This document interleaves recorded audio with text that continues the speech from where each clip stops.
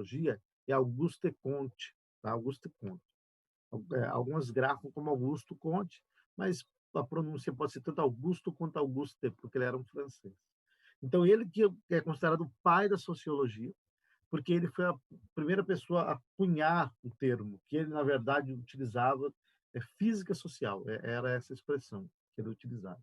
E depois convencionou-se sociologia, certo?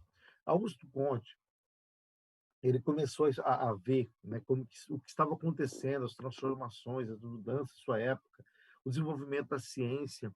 E Augusto Comte ficou maravilhado como que a ciência estava progredindo, havia acontecido as revoluções científicas, século XVII e tudo mais, e ele ficou admirado com aquilo.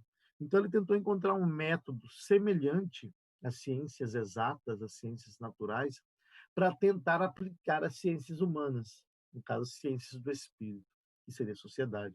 Então, ele vendo a física, a matemática, ele achou aquilo excepcional e tentou fazer um estudo das ciências humanas da mesma forma como acontecia nas ciências exatas, certo?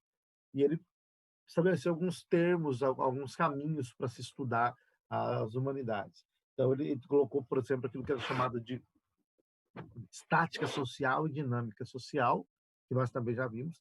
Seria a estática social, seria as forças estabilizadoras da sociedade, e a dinâmica social seria as forças é, progressivas, por assim dizer, as forças dinâmicas mesmo, que faz com que a sociedade cresça, evolua.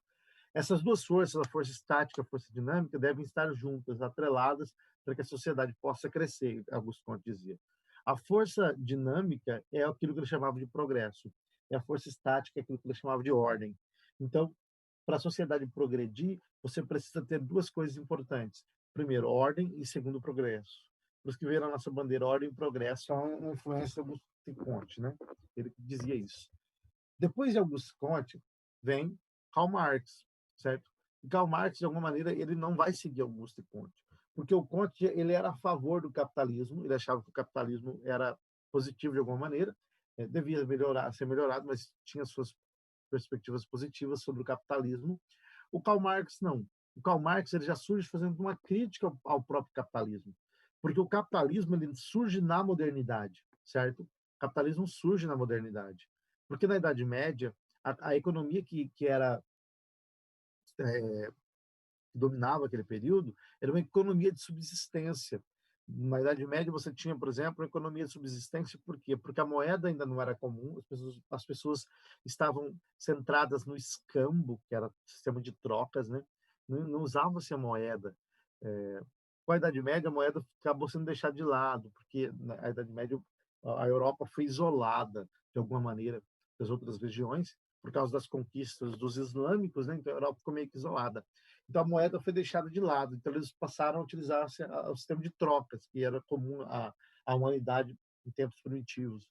E aí a moeda foi sendo deixada de lado. A economia era uma economia de subsistência, as pessoas estavam preocupadas com sobreviver, com ter um alimento, e não com a ideia de acúmulo de capital ou coisas do tipo, que é tipo da economia capitalista, né? Então, é uma economia de subsistência. Conforme a Idade Média foi caminhando é, para mais próximo do período da modernidade, né? Você tem, então, uma economia que começa a nascer, que é o mercantilismo. Seria uma economia de mercado, com os burgueses que começam a surgir, começam a comprar, começam a vender, eles eram os comerciantes, começaram a montar os primeiros comércios, viajavam comprando, vendendo, aí você começa a ter a utilização da moeda, até que essa economia se amadurece e ganha o status de um capitalismo com a modernidade. O capitalismo é a economia do capital, centrado no acúmulo de capital. O Karl Marx ele surge criticando justamente isso, essa busca desenfreada por acúmulo, por capital, que na verdade o grande problema com isso é que uma pequena parte da sociedade detém 90% do capital, para não dizer 100%, né? 90% do capital, enquanto que a outra parte não detém capital quase que nenhum, e se acaba se tornando como se fosse escravo da parte que detém o capital. Então, Karl Marx fez uma crítica a isso, a essa centralização do capital nas mãos de uma pequena minoria, que ele vai chamar de burgueses. Enquanto que a grande maioria, o proletariado, que não detém capital nenhum, acaba tendo que vender a sua força de trabalho, ou seja, se tornar empregado dos que detêm o capital, para ganhar a quantidade mínima para poder sobreviver. Então, o Karl Marx chama isso de exploração, certo? Ele acha que essa ideia de que o capital todo deve ser concentrado nas mãos de uma pequena minoria, forçando a grande maioria a vender a sua força de trabalho para essa minoria para ganhar uma miséria por mês, ele acha que isso é uma exploração e não deve acontecer. Lembrando que Karl Marx está falando em um contexto em que a Revolução Industrial estava no auge, e Karl Marx, de alguma maneira, ele vai condenar aquilo que estava acontecendo, principalmente depois da Revolução Industrial, porque as pessoas trabalhavam 14, 15, 16, até 18 horas por dia, que era uma quantidade miserável, né? Salário miserável. Muitos trabalhavam em minas de carvão, tirando carvão para as máquinas e tudo mais, acabavam inalando aquela fuligem, e os que duravam 30 anos tinham vivido muito. Então, Karl Marx surge criticando isso, porque o índice de homens que morriam cedo aumentou exponencialmente, mulheres viúvas, crianças órfãos, mulheres se prostituindo para sobreviver, a caos social se estabeleceu. E os grandes donos das fábricas se enriquecendo, né, cada vez mais, às custas de todo esse sofrimento e morte né, caos social. Então, Karl Marx ele surge criticando isso.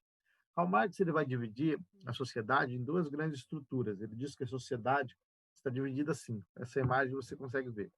Você tem embaixo aqui a infraestrutura, que são as condições materiais, reprodução material de existência. Né? Está ligado a questões que são essenciais para a existência, ok?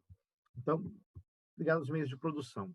São os meios naturais de produção. A infraestrutura propõe os meios naturais de produção. Está ligado à indústria, agrícola, comércio, agricultura, melhor dizendo, comércio, mineração. São os meios naturais de produção. Ele vai dizer que a infraestrutura é a base da sociedade, certo? Quem comanda a infraestrutura, quem detém os meios de produção, comanda toda a sociedade.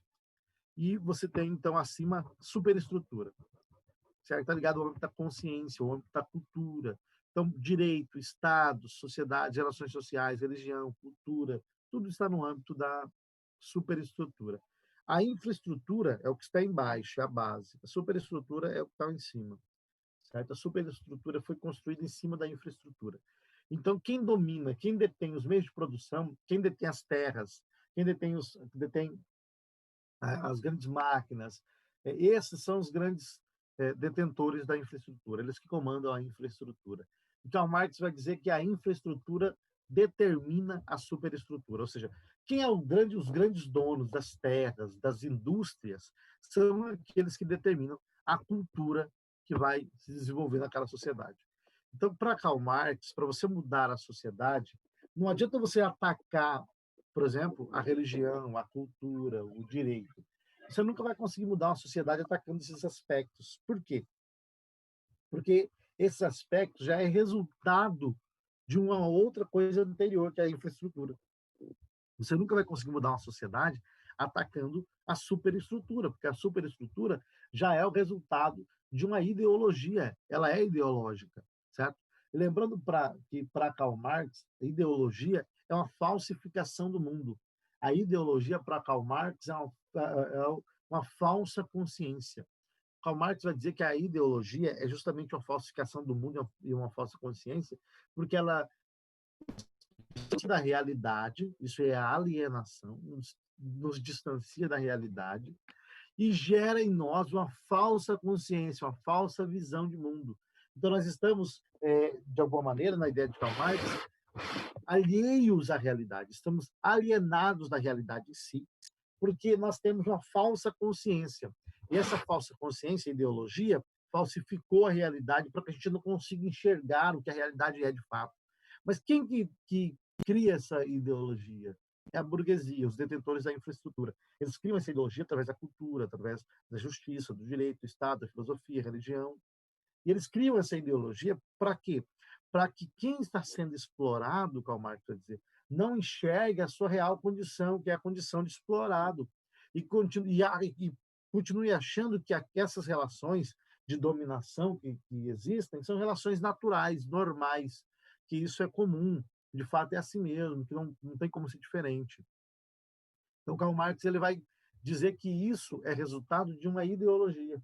Então, a ideologia não é nada mais do que uma falsificação do mundo, a falsificação da realidade, gerando em nós uma falsa consciência. Quando você enxerga as coisas e você acha que tudo isso que você está vendo é normal, natural, Karl Marx vai dizer, você vê assim, você acha que é normal e que é natural, porque a sua consciência já é uma consciência que foi subjugada por uma ideologia. A ideologia é como se fosse um óculos, certo? Como se fosse um óculos, através do qual você enxerga todas as coisas. Então você está enxergando tudo a partir de uma ideologia, a partir de uma ideologia. Então tudo que você vê já é resultado de uma ideologia, tá? Não é mais nada é isento. Essa é a perspectiva de Karl Marx. Nada é isento. Então para ele, para melhorar a sociedade, nós temos que fazer o quê? Temos que atacar a infraestrutura, tomar a infraestrutura, que são os meios naturais de produção, ok?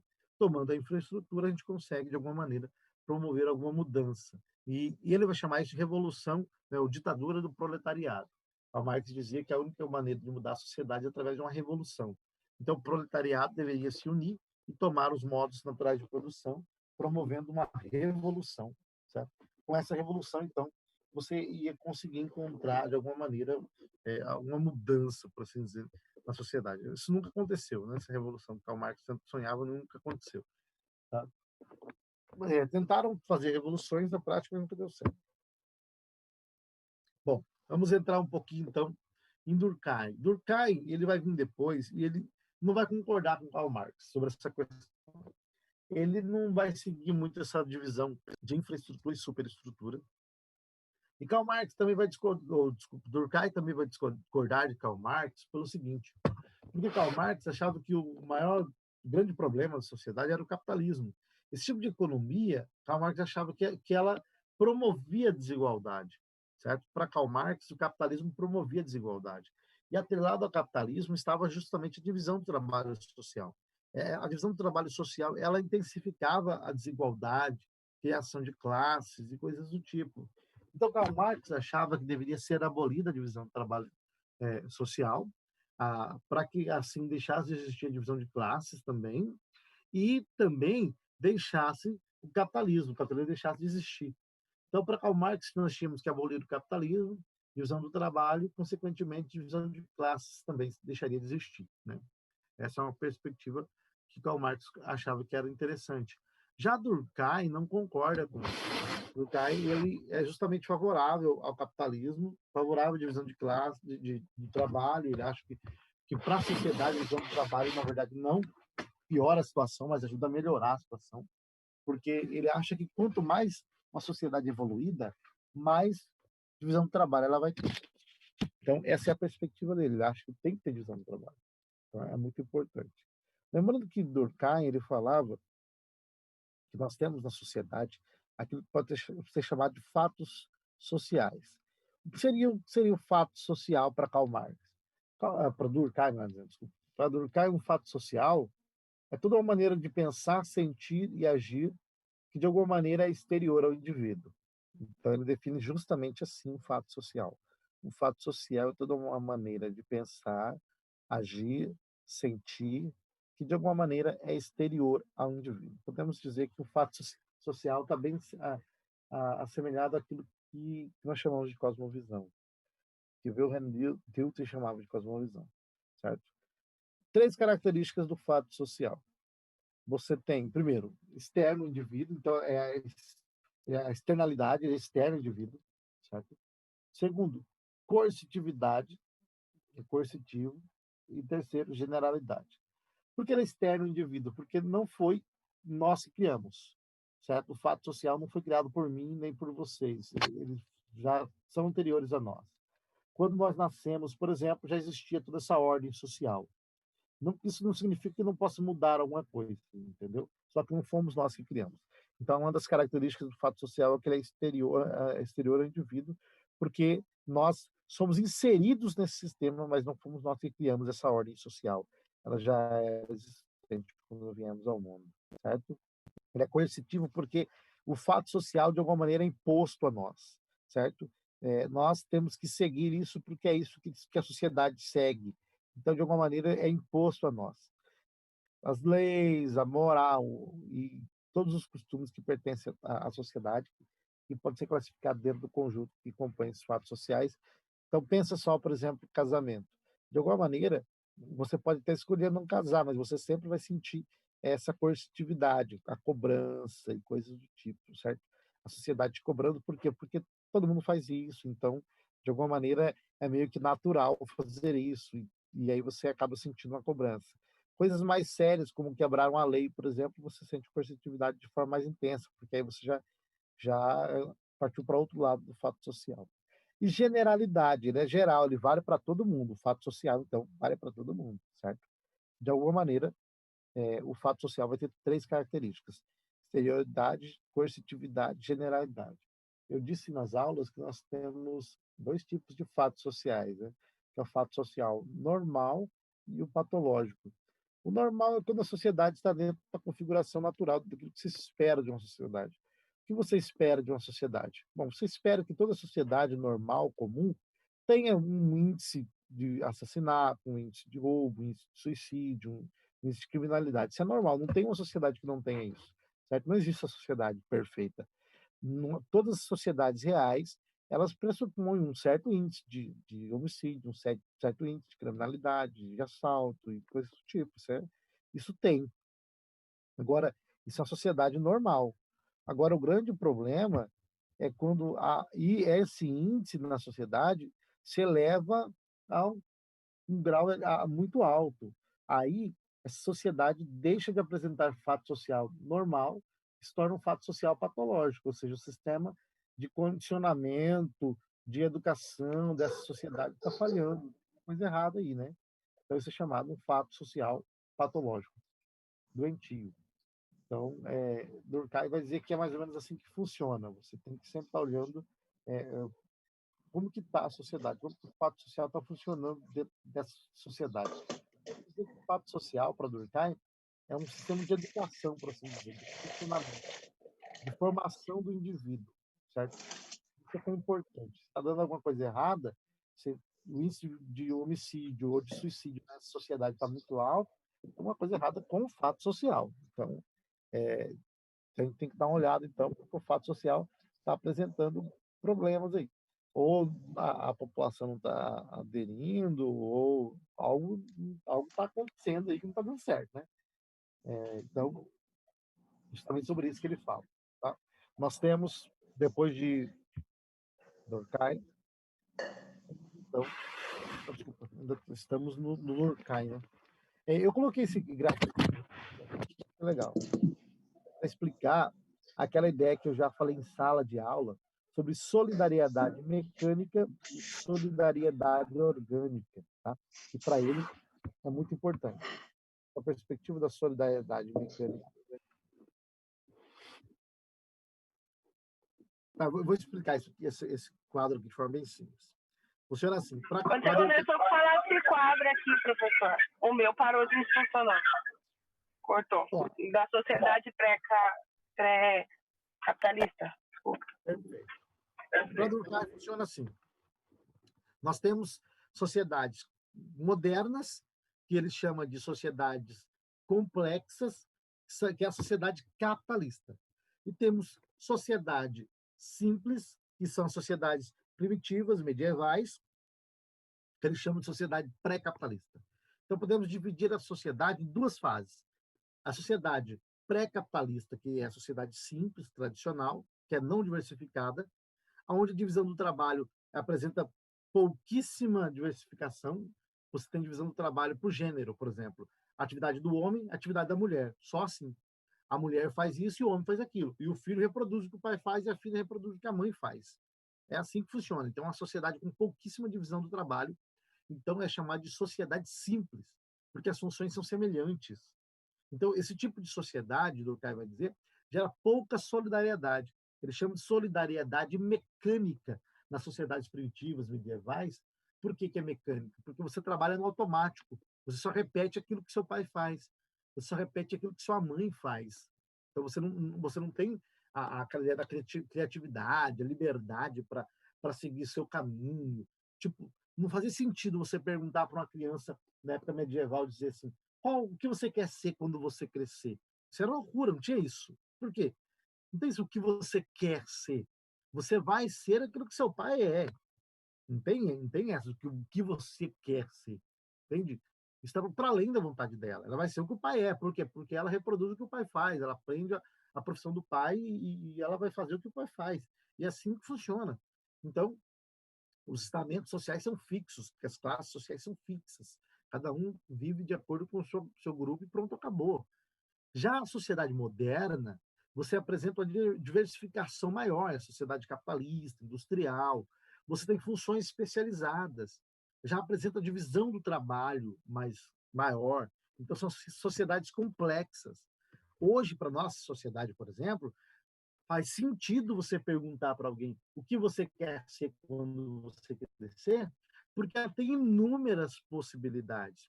Porque o trabalho se diversificou, a divisão do trabalho acontece. Então, você tem inúmeras áreas, especializações que a criança pode se enveredar quando se tornar adulta. Então, não existe mais aquele enrijecimento da sociedade que a criança reproduz o que o pai faz ou o que a mãe faz, certo? Não há mais aquela divisão por gênero. Agora, o trabalho se tornou diversificado. Então, você tem uma sociedade em que há uma maior individualidade, o Durkheim vai dizer, há uma individualidade, só que também você tem uma sociedade que tem uma maior dependência. Nós dependemos uns dos outros. Isso eles chamam de solidariedade orgânica. Nós somos como um corpo. No corpo você tem inúmeros órgãos, né? O coração, o pulmão, os rins e tudo mais. Inúmeros órgãos. Para que o corpo funcione bem, todos esses órgãos devem estar em harmonia. Para Durkheim, a sociedade orgânica é assim. Cada um de nós somos os órgãos. Cada instituição representa um órgão que tem uma função dentro da sociedade. Tem mais ou menos essa ideia. Bom, para a gente caminhar, então, temos a sociedade, a sociologia compreensiva de Max Weber. Sociologia compreensiva por quê? Porque pressupõe que ela parte do entendimento, da compreensão dos fenômenos sociais, da ação social. Veja, Durkheim, ele dá um resgate, ele faz um resgate das ideias de Augusto Comte, certo? E quais seriam as ideias do Augusto Comte? A ideia de que a sociedade deve ser analisada a partir das ciências exatas, ou seja, a partir da matemática, da física. Então, para Durkheim, a sociologia deve ter uma das características importantes da sociologia é justamente a objetividade, ou seja, neutralidade, imparcialidade. Então, o sociólogo deve analisar os fatos sociais de forma objetiva, sem se envolver, não levando em consideração os estados subjetivos, as emoções ou coisas do tipo. O Max Weber ele discorda completamente disso. Max Weber vai propor a sociologia compreensiva, e a sociologia compreensiva ela é centrada na subjetividade. Na subjetividade. O que é importante para a sociologia são os estados subjetivos dos indivíduos, as intenções, as motivações, que nós devemos tentar compreender. Compreender, tá? Por isso que a ideia é sociologia compreensiva. Entende que a sociedade, a partir da compreensão dos motivos visados subjetivamente pelas ações dos indivíduos. Ele cunha o termo de ação social. O que seria ação social para Max Weber? É toda ação promovida com a intenção de receber uma resposta de outra pessoa. Toda ação promovida com a intenção de receber uma resposta de outra pessoa. Essa é uma ação social. Vou dar um exemplo. Você está passando, subindo, sei lá, indo para algum lugar, uma pessoa passa e pisca para você. Você sabe que ela piscou para você. Mas essa pessoa piscou inúmeras vezes naquele dia. Essa piscada, qual é a diferença dessa piscada que ela te deu para qualquer outra piscada que ela já tenha dado durante o dia todo? Simples. Essa piscada que ela te deu foi uma piscada com a intenção de receber de ter uma reação sua. Ela piscou para você, ela tinha uma intenção por trás dessa piscada. Enquanto que as outras piscadas eram meramente naturais, para não piscar os olhos e coisas do tipo. Essa piscada não, ela piscou para você porque ela tem a intenção de receber uma resposta sua, sabe? Ela está querendo dizer algo, há uma motivação por trás. Por isso que isso é uma ação social, porque ela fez uma ação com a intenção, a motivação de receber uma resposta de outra pessoa, no caso de você, certo? Então, é uma ação social por causa disso, enquanto que todas as outras escadas não é uma ação social, porque não foi feita com a motivação tendo em vista uma outra pessoa, certo? Então, para Durkheim, para Max Weber, você deve olhar essa ação social e tentar compreender, interpretar a intenção dessa pessoa, e só depois que você compreende a intenção dela, entende, interpreta, aí que você tenta explicar. Então, a sociologia ela visa compreender, interpretar, depois explicar. Seria mais ou menos isso que ele vai dizer. Tá? É impossível estudar a sociedade como as ciências naturais fazem. Ele vai dizer assim, ó, gente, para de loucura, Max Weber, por exemplo. Durkheim, Augusto Comte. Não tem como você tentar estudar a sociedade da mesma forma que você estuda as ciências naturais. A matemática, a física, não tem jeito. É impossível. Para estudar a sociedade, nós devemos levar em consideração que as pessoas, seres humanos, são marcados por intenções, por motivações. Não tem como. Então, para entender a sociedade, nós devemos partir de que são indivíduos com determinação, com vontade, são pessoas diferentes, distintas umas das outras. E só vamos entender a sociedade quando nós levarmos isso em consideração. Bom, o tempo está acabando aqui, eu só vou fechar isso aqui, vou abrir outro só para a gente encerrar já, tá? Vou abrir esse aqui e mando o link para você já, só um minutinho. Tá bom.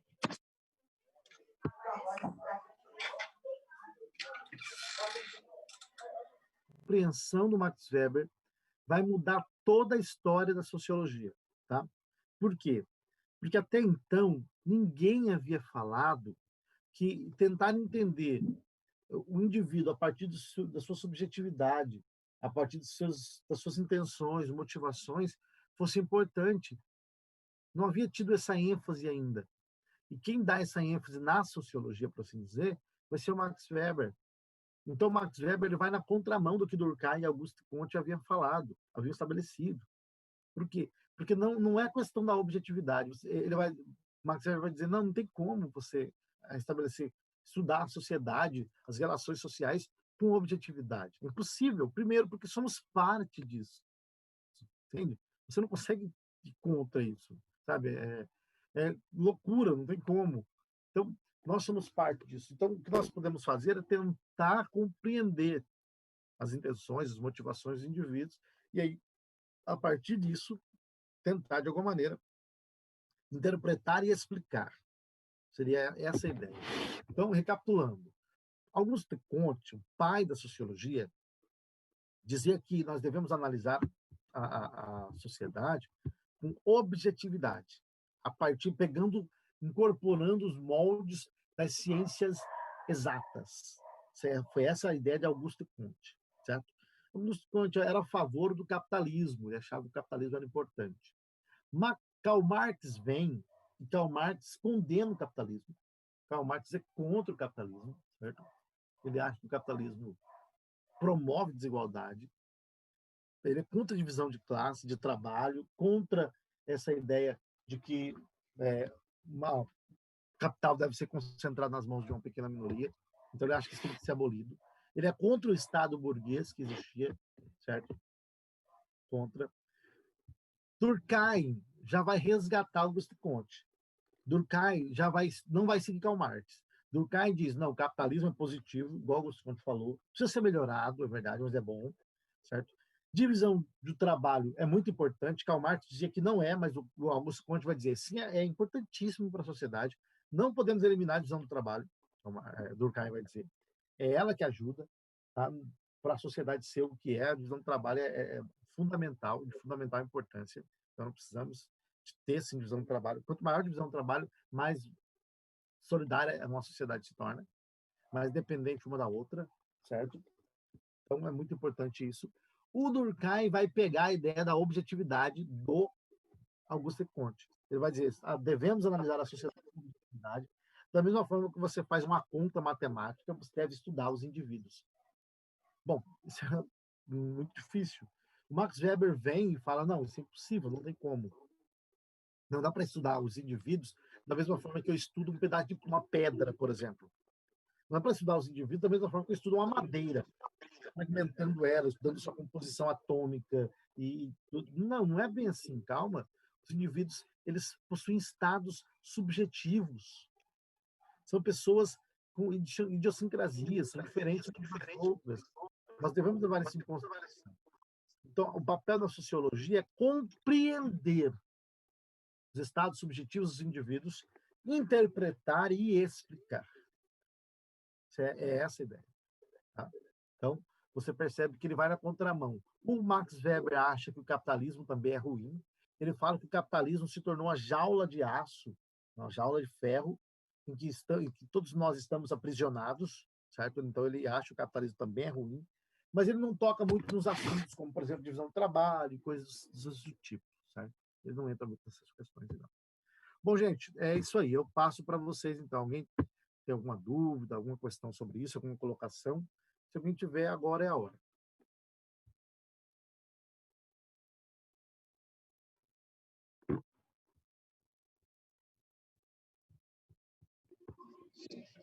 Para mim está tranquilo, professor. Eu abri um pouquinho mais tarde, mas eu consegui anotar tudo que você falou. Aí para mim fica tranquilo. Até porque a gente tinha, né, esse conteúdo todo, né? Então você deu uma pincelada boa aí, deu para pegar os parâmetros do que a gente precisa. Para dar uma recapitulada, porque assim, como eu disse, né?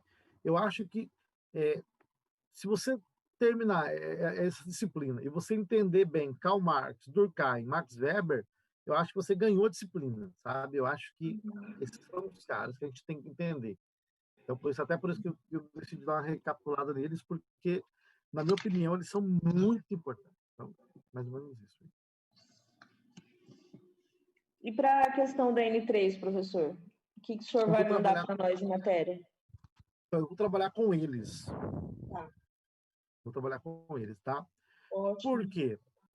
Como eu disse no início, eu acho que você não tinha chegado ainda, o que eu pensei? Eu poderia trabalhar uma pessoa nova, só que, como eu disse, os sociólogos mais importantes, eu já trabalhei com vocês, certo?